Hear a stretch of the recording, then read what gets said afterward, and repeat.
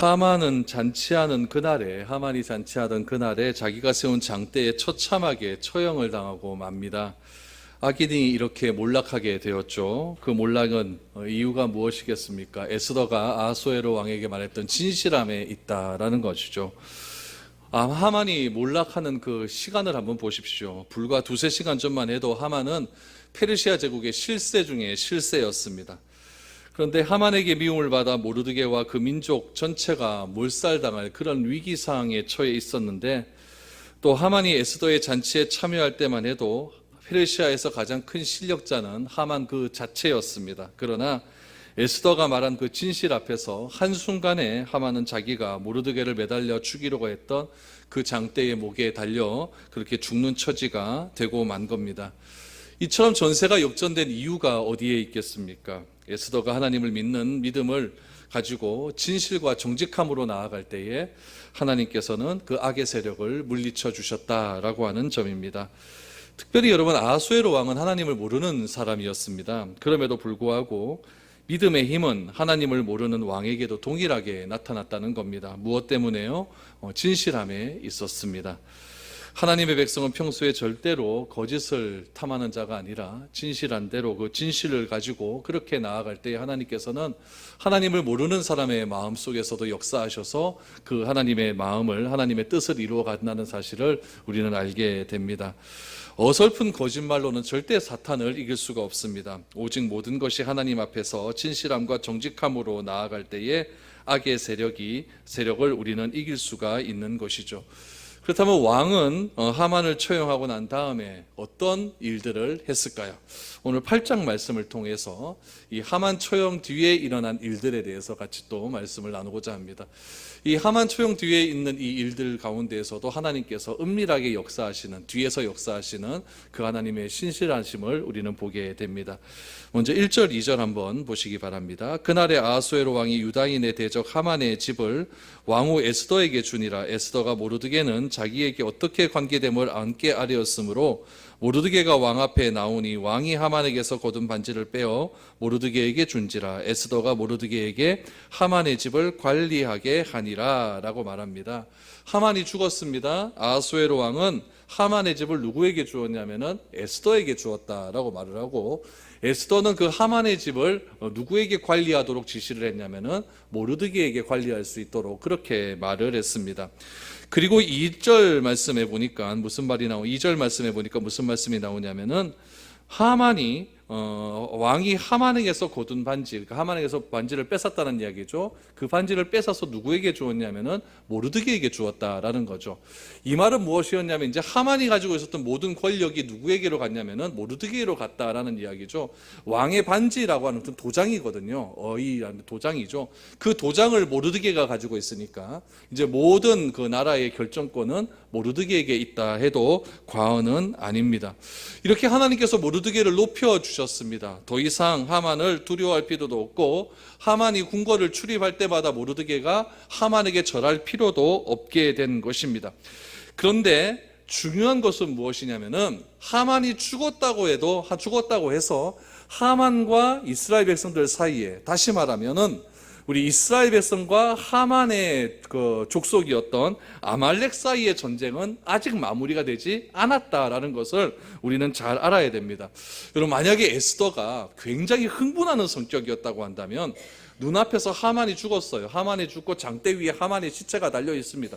그러면 에스더가 막 기뻐해가지고 이제 끝났다 하고 환호성을 지르면서 그렇게 마무리도 처하지 않은 채로 그렇게 마무리를 지었다고 한다면은 여러분, 무슨 일이 일어나게 되냐면은 11개월 뒤에 왕의 조서가 발표된 것이 있지 않습니까? 이스라엘 백성들 다 죽이라고 한 조서, 그 법령이 있지 않습니까? 그 법령이 하만이 죽었다고 해서 취소가 되는 게 아니에요.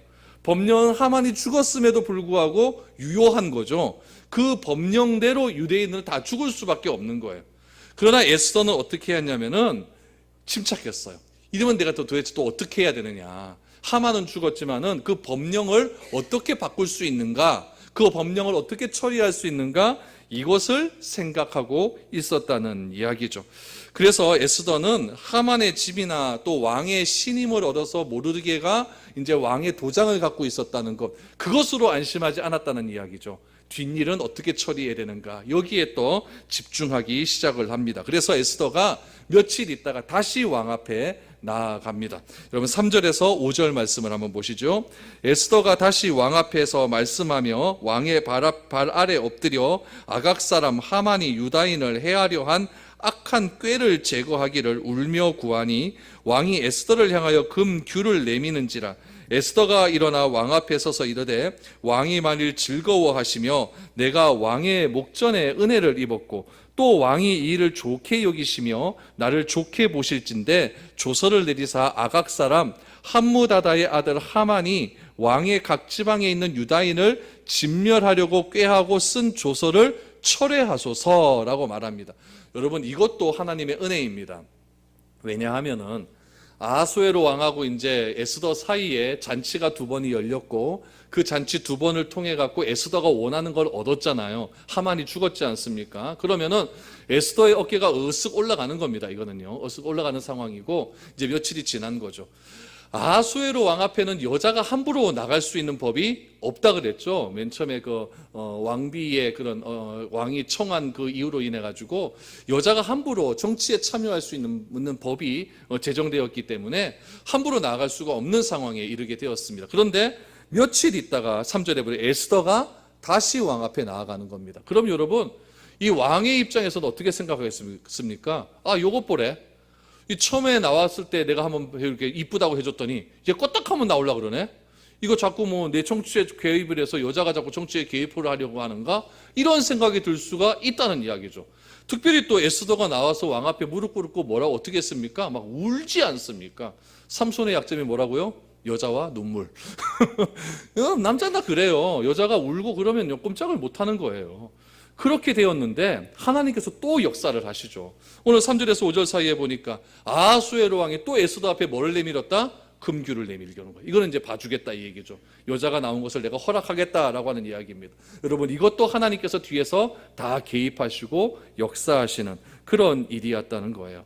에스더가 여러분 아하수에로 왕과 하만을 초대해서 베푼 두 번의 잔치는요, 어쩌면 하만에게 있어서는 쿠데타와 같은 거예요. 그렇죠? 자기가 죽었으니까. 에스더가 쿠데타 이런 일 아니겠습니까? 왕의 가장 신임을 받던 신하가 에스더의 잔치 때문에 그 일에서 뭐지 이상한 일이 발생해가지고 장때에 자기가 죽게 되었다. 왕은 나름대로 에스더에게 집도 주고 모르드게를 높여주었지 않습니까? 그럼에도 불구하고 에스더가 또 나왔어요. 이거는 왕 앞에서 요거 봐라, 이렇게 충분히 생각할 수 있는 그런 상황이었다는 이야기죠. 그럼에도 불구하고 하나님께서는 아하수에로 마음을 또 역사해 주셨습니다. 그러면서 네가 원하는 것을 또 간구할 수 있는 그런 마음을 허락해 주셨다는 이야기죠. 에스더가 왕에게 또 말한 것은 무엇이었습니까? 우리 5절 말씀에 보면 딱 앞에 거는 다 이야기고 뒤에 5절 끝에 보면은 딱 요거 이제 청하는 거죠. 왕의 각 지방에 있는 유다인을 진멸하라고 꾀하고 쓴 조서를 철회하소서라고 말을 합니다. 철회하소서. 그러니까 에스더가 다시 왕 앞에 나온 것은 그 하만에 의해서 그 발령된 그 법령을 철회할 수 있도록 지금 에스더가 또다시 왕 앞에 나왔다는 겁니다. 우리 앞장에서 보았지만은 이 하만의 조서에는 무엇이 찍혀 있냐면은 왕의 직인이 찍혀 있어요. 왕의 직인이 찍혀 있는 조서는 함부로 철회할 수가 없는 겁니다. 그 이야기가 7절 8절에 나와 있습니다. 한번 보십시오. 아하수에로 왕이 왕후 에스더와 유다인 모르드게에게 이르되 하만이 유다인을 살해하려 함으로 나무에 매달렸고 내가 그 집을 에스더에게 주었으니 너희는 왕의 명의로 유다인에게 조서를 뜻대로 쓰고 왕의 반지로 인을 칠지어다. 왕의 이름을 쓰고 왕의 반지로 인친 조서는 누구든지 처리할 수 없음이니라 하니라 라고 말합니다. 여러분 지금 에스더가 요구한 대로 왕은 다시 조서를 하나 써주려고 합니다. 써주려고 하는데 지금 8절 말씀해 보니까 왕의 반지로 인친 조서는 누구도 처리할 수 없다고 했습니다. 그러면은 하만에 의해서 쓴 조서도 처리할 수 있는 거예요, 없는 거예요? 그것도 없는 거예요. 없는 거고 지금 에스더에 의해서 또다시 발령된 이 조서도 처리할 수가 없는 거예요. 그럼 어떻게 되어야 되느냐? 에스더에 의해서 발령된 이 법조문이요, 앞에 하만에 의해서 발령된 그 조서를 이길 수 있는 무언 글귀가 적혀져 있어야 된다는 이야기죠.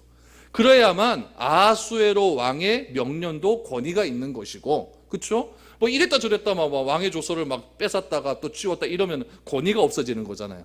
그러니까 그 앞에 하만에 의해서 쓴 법령도 인정이 되고 뒤에 에스더가 쓴 법령도 인정이 되려고 하려면은 하만에 의해서 쓴 조서보다 에스더가 쓴 조서가 더 강력한 힘을 가지고 있어야 된다는 이야기죠.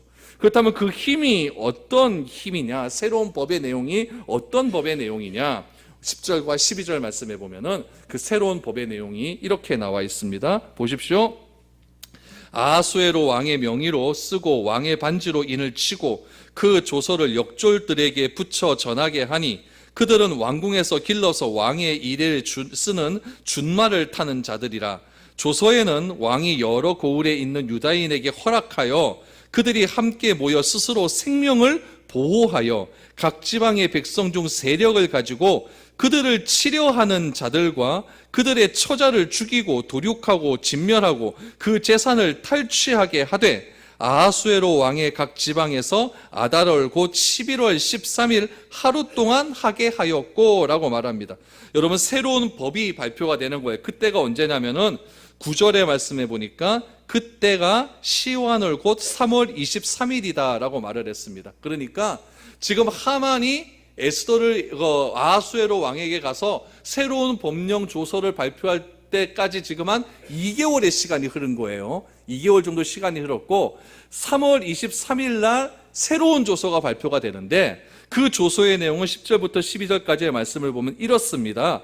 맨 처음에 조서는 이거예요. 하만을 필두로 한 사람이 유다인을 죽이려고 할 때 아무도 대항을 못합니다. 그런데 요번에 조서는 보십시오. 왕이 조서에는 보니까 조서에는 왕이 여러 고을에 있는 유대인들에게 허락을 했다는 거예요. 그럼 무엇을 허락을 했느냐? 그들이 함께 모여 스스로 생명을 보호할 수 있도록 허락을 한 거예요. 그러니까 유다인들이 방어할 수 있는 것을 허락을 내려준 겁니다.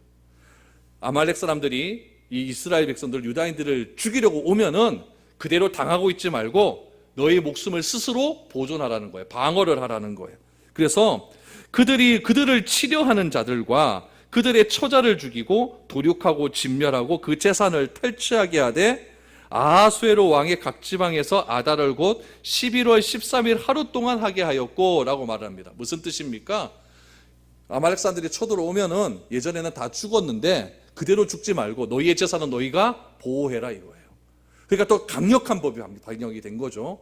맨 처음에 하만이 내린 법령은 다 죽어야 되는 법령이고 다 죽여서 이스라엘 사람들의 재산을 다 빼앗아서 그걸 뭘 하려고 그랬습니까? 하만이 왕에게 바치려고 하지 않았습니까? 1만 달란트를 바치려고 하지 않았습니까? 그런데 이제는 어떻게 하느냐?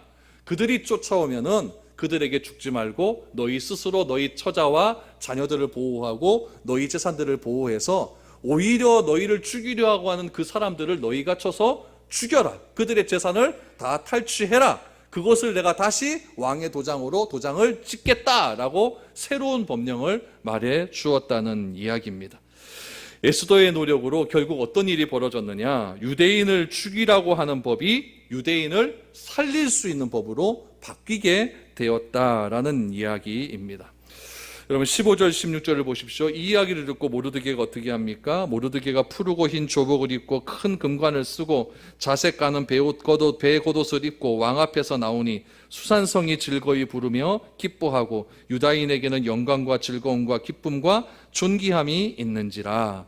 법이 바뀌니까 이제 모르드게가 흰 조복을 입고 금연관을 쓰고 왕 앞에 나왔다라는 이야기죠. 그리고 온 수사성 사람들이 이 법령을 기뻐했다라는 이야기죠. 우리가 이제 살 수 있게 되었으니까요. 그래서 영광과 존귀와 기쁨이 넘치게 되었다. 여러분, 이것이 구원의 기쁨입니다. 죽을 수밖에 없었지만은 하나님께서 새로운 법을 우리에게 허락하여 주시어서 이전의 모든 조문은 다 십자가에서 폐하게 하시고 새로운 법을 우리에게 허락하여 주심으로 우리가 살 수 있게 되었다. 그 기쁨을 지금 15절에서 16절에서 이렇게 표현을 하고 있습니다. 그러면 그 법령이 어떻게 되었을까요? 17절 보십시오. 왕의 어명이 이르는 각 지방 각 읍에서 유다인들이 즐기고 기뻐하여 잔치를 베풀고 그날을 명절로 삼으니 본토 백성이 유다인을 두려워하여 유다인이 되는 자가 많더라. 8장 앞에까지는요, 뭐 빤한 이야기들입니다. 에스더가 다시 나와서 울면서 간구했더니 왕이 에스더의 소원을 들어줬더라, 이 얘기입니다. 그런데 그 소원의 그 일에 대한 결과, 이 17절이 굉장히 중요하죠.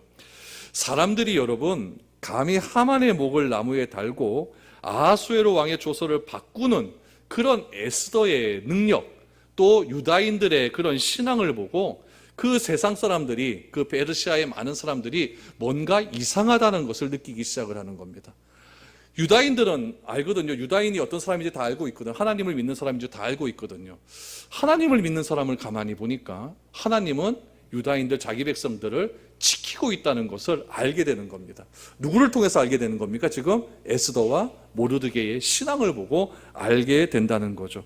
하나님께서 자신의 택한 민족은 끝까지 보호하시고 구원하신다는 사실을 이 사건을 통해서 알게 되었다라는 거죠. 특별히 17절 하반절에 보니까 유다인을 두려워하여 유다인이 되는 자가 많았다라고 말을 합니다. 무슨 말입니까? 페르시아는, 여러분 제가 이거 에스더 처음 시작할 때도 말씀을 드렸는데, 페르시아 내에서는요 굉장히 넓은 지역이에요. 도가 127개의 도를 가지고 있지 않습니까? 그러니까 다양한 민족들이 존재를 합니다. 그 다양한 민족들을 어떻게 처리했냐면은 그 민족들의 독특성을 인정해 주었습니다. 언어도 자기 민족 언어 쓰라 그랬고, 또 자기 민족들의 문화를 또 인정해 주었고, 또 그 당시에 중요한 것은 종교 아닙니까? 종교들을 다 인정해 주었다는 이야기죠. 127도에 한 민족씩만 살아도 그 페르시아라고 하는 나라에는 127개의 민족이 살아가는 거예요. 그 127개의 민족이 믿는 신들이 다 다르다는 이야기죠. 그런데 하나님을 제외한 이방 신들은 어떤 특징을 가지고 있냐면은 자기를 믿는 신에 대해, 그 사람들에 대해서 별로 관심이 없습니다. 이방 신들은 누구한테 관심이 많냐면은 자기 자신한테 관심이 많아요. 신들이 자기에게 관심이 많고, 또 옆에 있는 신한테 관심이 많고, 옆에 있는 여자 신 어떻게 꼬투겨서 결혼해야 될까, 거기에 관심이 많은 신들이 무엇이었냐면은 이방 신들이에요. 그렇기 때문에 이 이방 신들이 자기가 택한 민족들에게 관심이 없으니까 그 민족들은 어떻게 해야 되냐면은 이방신들이 자기한테 관심을 갖게 해주려고 밑에서 막 난리법석을 펴야 돼요. 이벤트를 막 벌여야 돼요. 기도도 길게 해야 되고, 했던 말 또 해야 되고, 알았죠, 알았죠, 알았죠, 계속 했던 말 또 해야 되고, 또 각종 이벤트를 벌여서 딴 데 관심을 쏟은 그 이방신이, 자기의 신이 우리한테 관심을 달라고 애걸복걸을 해야 되는 거예요. 그런데 하나님을 믿는 유대인들이 믿는 하나님을 가만히 보니까 이 하나님은 안 그렇거든요. 하나님은 누구에게 관심이 많아요? 자신이 택한 민족에게 관심이 많은 거예요. 그 민족이 망해서 지금 페르시아라고 하는 나라에 잡혀왔음에도 불구하고 그 망한 자기들의 민족에게 관심이 많아가지고 자기 민족을 몰살하려고 하는 하만의 손에서 구원하시고, 하만이 내린 법령보다 더 강력한 법령을 내리게 하셔서 수산성에 사는 모든 유다인들이 기뻐하고 감사하는 것을 누가 보았습니까? 페르시아에 있는 민족들이 본 거예요. 그러니까 이 페르시아 민족 사람들이 어떻게 하냐면은, 아, 우리 신보다 누가 더 세다? 하나님이 더 세다는 것을 알게 되는 거예요. 알게 되는 거죠. 하나님을 드러내니까 하나님을 아는 거예요. 그러니까 그 사람이 어떻게 되었냐면은 17절에 보니까 유다인을 두려워하여 유다인이 되는 자가 많더라. 요즘 말로 하면 예수 믿는 사람들이 많아졌다. 뭐 때문에요? 내가 하나님을 드러내는 삶을 살아가기 때문에. 우리 오늘 낮의 말씀과 똑같죠, 그렇죠? 하나님을 드러내는 삶, 화평케 하고 청결해 하는 삶, 그런 삶을 살게 되면은 왜 저럴까 궁금해한다는 이야기죠. 그래서 하나님을 두려워하게 되고, 하나님을 두려워하는 것이 하나님을 믿는 백성들이 두려워하게 되고, 그 믿는 백성들처럼 나도 하나님께 사랑을 받고 싶다라고 하는 그런 마음으로 개종을 하는 사람들이 많아졌다라고 하는 그런 이야기가 나오게 되었다는 이야기죠. 이 모든 상황을 페르시아 내에 있는 이방인 민족들이 보고 알았다는 이야기입니다. 그래서 여호와 하나님만이 유일하신 참신임을 깨닫게 되었고, 유대인을 믿는 그 하나님을 나도 믿어보겠다라고 말하는 사람들이 많아지게 된 거죠. 여러분, 우리는 하나님을 드러내는 삶을 살아야 되는 이유가 바로 여기에 있는 거예요. 예수님께서 산상수훈에서 우리 그리스도인의 정체성을 두 가지로 딱 정의를 해주셨습니다. 첫 번째는 너희는 세상의 빛이라, 또 하나는 너희는 세상의 소금이라, 두 가지를 내려주셨어요. 특별히 여러분, 이 소금이라고 하는 말에 우리가 조금 집중을 해 주셔야 됩니다. 어디의 소금이라고요? 세상의 소금이에요. 여러분, 소금의 역할은 짠맛에 있습니다. 우리 성경에도 보면은 소금은 짠맛을 내는 것인데, 이 짠맛을 내는 것의 역할을 감당하지 못하면은 밖에 나가서 버리짐을 받게 된다라고 말을 합니다. 그래서 우리는 무엇이 되어야 되냐면은 짠맛을 내는 소금이 되어야 됩니다. 여러분, 짠 음식, 밖에서 짠 음식 많이 먹고 나면은 집에 오면 잘 때 뭐 많이 캐인다 그래요? 물 많이 씻는다 그러잖아요. 그렇죠? 짠 음식 조금만 먹으면 물 많이 씻어요. 막 짜장면 조금 짠 거 먹고 짬뽕 조금 짠 거 먹으면 집에 가서 막 밤새도록 물 먹고 화장실 들락날락 가고 그런 거 아닙니까? 세상 사람들에게 우리가 어떤 존재가 되어야 되냐면 짠맛이 나는 소금과 같은 그런 존재가 되어야 된다는 이야기죠. 그래서 세상 사람들이 저 예수 믿는 사람들은 왜 저렇게 살까? 막 궁금증이 만들어져야 돼요. 그래서 생수의 근원이신 참 생수이신 그 예수님을 찾을 수 있도록 그렇게 만들어 주어야 된다는 이야기예요. 그렇게 할 수 있는 이유가 어디 있습니까? 오늘 본문의 말씀처럼 끝까지 하나님 신뢰하고 정직한 삶 살아가고 하나님께서 반드시 택한 민족은 버리지 않는다고 하는 그 믿음을 가지고 나아갈 때에 페르시아 내에 있는 민족들이 유다인을 두려워하여 유다인이 되려고 하는 사람들이 많아졌다라고 하는 것처럼 내 삶 속에서 드러나는 하나님의 짠맛을 통하여서 나의 삶을 통해서 하나님을 드러내는 짠맛을 통해서 도대체 저 짠맛을 내는 저 사람은 왜 저럴까라고 하는 궁금증이 많이 생길 수 있도록 해야 된다는 겁니다. 그래서 어느 날 사람이 와서 니는 왜 그렇게 그런 걸로 선택을 하는데, 그러면은 나는 예수 믿기 때문에 그래. 예수 믿기 때문에. 그러니까 너도 예수 한번 믿어봐서 나처럼 왜 이렇게 내가 선택할 수밖에 없는가, 이거 너도 한번 경험을 한번 해봐라. 이렇게 하는 것이 진정한 우리 삶에서 나오는 복음 증거의 방법임을 우리는 기억을 해야 됩니다. 오늘 제가 이 칼럼에서도 적어놨지만은 종교생활 하는 것 자체가요, 어쩌면 우리에게 다 손해예요. 주일날 와서 예배드리고 헌금하고 봉사하고 어떻게 보면 다 우리 손해 아닙니까? 그러나 그런 것들보다 우리가 믿는 참 생수의 근원이신 예수 그리스도의 생수가 더 귀하고 소중하다는 가치를 알기 때문에 우리는 이 자리에 나와서 하나님께 예배드리고 경배하고 하나님의 말씀을 들을 수가 있다는 이야기입니다. 여러분, 하나님께서는 악한 하만이 못된 일을 할 줄 미리 아셨습니다. 그래서 에스더를 아하수에로의 왕비로 미리 간택하셔서 준비시켜 놓으셨습니다. 그러나 아무리 왕비로 뽑혔다 할지라도 에스더에게 민족을 사랑하는 마음이 없고 나라를 사랑하는 마음이 없었다면은 결국 에스더는 여러분 민족을 살리는 그런 위대한 사람이 되는 것이 아니라 그냥 아무것도 아닌 그냥 페르시아 왕의 왕비일 수밖에 없었던 그런 사람으로 지나갔을 것입니다. 그러나 에스더는 부모 없이 크면서 많은 연단을 받았고 결국 그 연단으로 얻은 믿음과 지혜로 아하수에로 왕을 감동시켰고 자기 민족을 죽음에서 건져내는 위대한 사람이 될 수 있었다는 이야기입니다. 저는 여러분들에게 이렇게 에스더처럼 유관순 열사처럼 위대한 사람이 되어라 이런 말 하고 싶지는 않습니다. 우리가 가져야 될 마음은 어떤 마음이냐? 하나님께서 우리를 미리 준비시켜 주셨잖아요. 미리 구원시켜 주셨잖아요. 그 구원의 은혜를 먼저 깊이 감사하시기를 바랍니다. 먼저 구원받은 에스더가 민족을 사랑했듯이 우리가 먼저 사랑해야 될 것은 무엇이겠습니까? 나를 구원하신 하나님 먼저 사랑하시고, 그리고 여러분, 나 자신을 사랑하십시오. 나 자신을 사랑하십시오. 나 자신을 사랑해야 이웃을 사랑할 수 있는 겁니다. 나 같은 사람이 뭔데라고 하면서 나를 막 비하시키는 그런 사람이 있어요. 예수님도 뭐라고 말씀하셨습니까? 내 자신을 사랑한 것 같이 이웃을 사랑해라 라고 말을 하지 않습니까? 나 자신을 사랑하십시오. 내가 어떤 존재입니까? 십자가의 피로 구원받을 만큼 내가 소중하고 귀한 존재 아닙니까? 그 은혜를 주신 나 자신을 사랑하시고 그 사랑하는 그 은혜를 가지고 여러분 이웃을 사랑하시고 그 이웃 사랑의 공동체 모임인 교회를 깊이 사랑할 수 있기를 바랍니다. 우리 한 사람의 사랑이 교회를 살릴 수가 있는 거예요. 한 사람의 민족을 사랑하는 한 여인의 그 사랑함과 믿음이 한 유다 민족을 살릴 수 있었던 것처럼 내가 나를 사랑하고 하나님을 사랑하고 이 교회 공동체를 사랑할 수 있게 된다면은 여러분 한 사람을 통해서 교회는 새로운 샘솟는 능력을 발휘할 수가 있는 것이고 교회 안에서 아름다운 능력을 경험할 수 있게 된다는 이야기입니다. 에스더를 미리 아하수에로 왕의 왕비가 되게 하신 것처럼 하나님은 여러분들을 우리 교회로 미리 불러주시고 함께 공동체로서의 아름다운 삶을 살 수 있도록 그렇게 허락해 주셨다는 사실을 꼭 기억하십시오. 여러분, 마음을 모아주세요. 마음을 모아주시고 마음을 함께 해주십시오. 그래서 하나님의 사랑을 교회에서 풍성하게 경험할 수 있도록 여러분 그렇게 신앙생활을 함께 해 줄 수 있기를 바랍니다. 그 사랑의 마음으로 이웃을 내 자신과 같이 사랑할 수 있는 마음만 있으면 됩니다. 그것이 우리가 하나님으로부터 먼저 구원받은 이유이고 그 이유를 우리 삶 속에서 실천하며 살아가는 것이 여러분 구원받은 사람의 삶의 전부이라는 것을 꼭 기억했으면 좋겠습니다. 오늘도 우리가 믿음의 연단을 받는 것이나 이 세상에서 하나님이 주신 특별한 복을 받고 잘 되는 것도 하나님께서 주신 귀한 뜻이 있는 줄로 압니다. 교회를 위한 뜻도 있겠죠. 교회 내에 개인을 위한 뜻도 있는 줄 압니다.